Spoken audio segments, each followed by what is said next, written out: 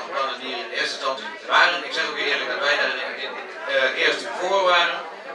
Dat maakt het heel erg ingewikkeld. Volgens mij kun je beter eerlijk zijn dan kun je op boe roepen. Gezien wat er allemaal verandert, maar ook gezien de signalen van andere partijen, lijkt het ons veel beter om verder te mikken op toerisme en recreatie. En het gebied wat nu door het college is voorgesteld te bebouwen, dat lijkt ons realistisch. En verder moet je kijken wat je kunt doen op een heel ander gebied. En dat is natuur, milieu en toerisme en recreatie. Mevrouw Kuijs.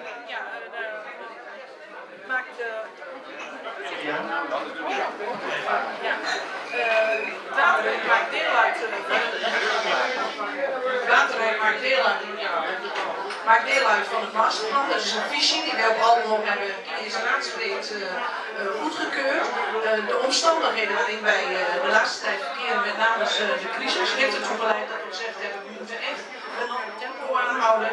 En dat is de zogenaamde marsroute. Dus wel een waterreek, we gaan wel voor kwaliteit, daar houden we aan vast. Maar het tempo waarin, dat is wat minder en ook het aantal woningen wat gebouwd wordt aangepast. Meneer Vijster, eerst ja, wij hebben al vaker gezegd, je moet niet voortdurend aan de plannen willen vasthouden. Ik vind het bijzonder dat er iedere keer gezegd wordt van, we houden aan de plannen vast. We hebben de plannen nu bijgesteld naar een lager aantal. En we hebben er is gekozen vanwege de financiën voor een beperktere aantal sociale woningbouw. Ik heb gevraagd van, en als we nu eens 250 woningen gaan bouwen in plaats van 350, dan denk ik dat het veel realistischer is, dan hoor je dat er een compleet ander plan uitkomt. Dus de marsroute, die doen we over een jaar over, want dan constateren we met z'n allen dat we dan 250 woningen al voldoende hebben. En wij vinden dat er ook veel minder dure woningen moeten worden gebouwd. Het is heel bijzonder dat 60% van alle huizen in Waterrijk meer dan 350.000 euro moet gaan kosten. Nou, dat staat nergens op. Ja, juist omdat we heel veel goedkope woningen hebben en heel veel sociale woningbouw.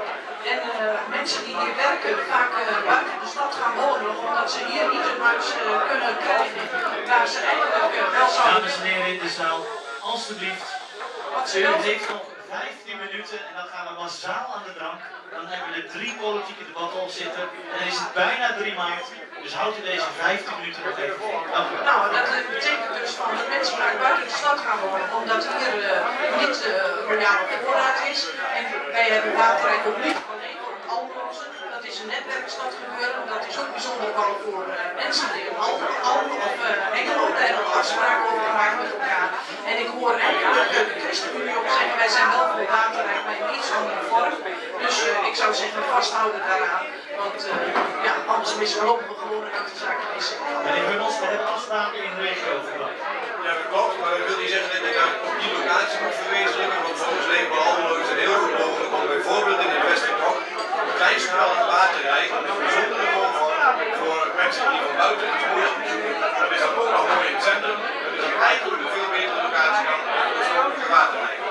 Maar goed, iedereen weet ook dat je met alleen door dure huizen te bouwen geen mensen naar Almelo haalt.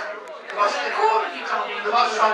was van de week voor de televisie dat elke plaats zegt, wij gaan Waterrijk bouwen, want we willen een bijzondere woonklimaat creëren. Dus Almelo is daar niet uniek in en we krijgen het niet voor elkaar om alleen maar door huizen mensen naar Almelo te trekken. Dus denk ik, het is graag wat je wil, maar dat lukt je nooit. Het gaat er niet om dat we uniek moeten zijn, dat is mooi. Wat we gezegd hebben met elkaar, daar kun je een wijk bouwen waar heel divers gebouwd kan worden. Want het is niet alleen voor alleen de rijken. Daar wordt ook sociale woningen. Maar wat volgens mij al wel heel belangrijk is, en dat zie je ook, dat er veel te veel gebouwd wordt. En dan denk ik dat je als Almelo uniek zou kunnen zijn door minder